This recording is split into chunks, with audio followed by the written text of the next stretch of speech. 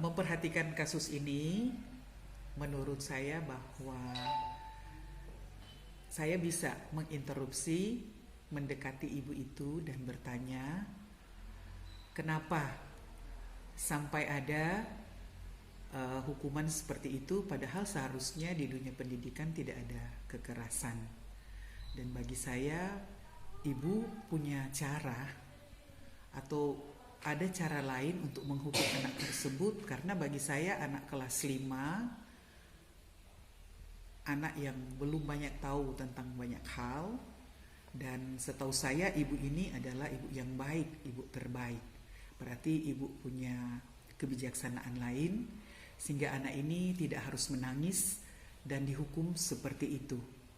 Dan bagi saya cara lain juga adalah dengan mengkomunikasikan ini kepada orang tua, karena di zaman sekarang tidak ada hal yang terlalu sulit untuk bisa berhubungan dengan orang tua, apakah lewat telepon, WA.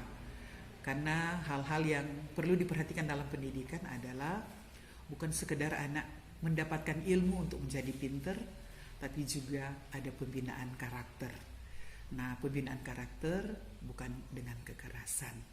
Saya berharap bahwa ibu punya cara lain, dan sekali lagi anak itu bisa dipanggil, dibujuklah kalau bisa, karena anak-anak seperti itu mungkin dari rumah mereka manja dengan orang tua, dan berarti mereka juga ingin disayang, diperhatikan khusus. Dan kalaupun ada pelanggaran, sekali lagi saya berharap tidak ada kekerasan seperti itu, dan berharap ibu juga akan berpikir dua kali jika akan mengambil tindakan untuk kasus-kasus lain seperti itu. Terima kasih, itu yang dapat saya sampaikan. Ya, dalam posisi ibu sebagai rekan kerja dari Ibu Tati, dan ibu mendapati hal seperti itu, kira-kira keputusan ibu kira-kira bagaimana? Apa yang akan ibu lakukan? Jadi menurut saya, jika ada kasus seperti ini, saya berpikir positif.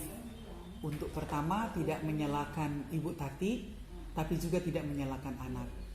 Karena pada intinya kita berada pada posisi pertama mendidik dan memberikan ilmu. Oleh karena itu, keputusan yang saya ambil bahwa dipertemukanlah orang tua dan Ibu Tati bersama anak, dibicarakan baik-baik, dan sekali lagi tidak baik jika saling mempersalahkan, karena pada intinya ketika dipertemukan pasti itu ada nada-nada tinggi jika dua-dua menganggap benar, dan dibicarakan baik-baik sehingga ada pengertian yang baik dari orang tua. Dan yang pada intinya yang harus kita selamatkan adalah anak ini, karena anak ini adalah aset masa depan. Kita punya tanggung jawab mendidik, memberi ilmu pada anak-anak, tapi juga orang tua juga punya cita-cita, atau anak ini punya cita-cita untuk masa depan, dan kita harus mengantar anak ini tiba pada cita-citanya. Jadi ketika ada kasus-kasus seperti ini, saya berharap bahwa ditangani dengan baik, tidak dibiarkan begitu saja, karena mengingat bahwa anak ini harus dipacu semangat belajarnya. Karena kadang anak-anak ketika ada kasus seperti ini, mereka justru merasa lemah dan tidak lagi mau bersekolah, apalagi belajar dengan baik.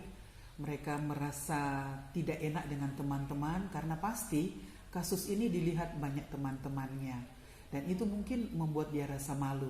Dan oleh karena itu sebaiknya pihak sekolah, lebih khusus Ibu Tati, mengkomunikasikan ini dengan orang tua agar anak-anak, atau lebih khusus anak yang bermasalah ini, masalahnya tuntas, tidak tergantung.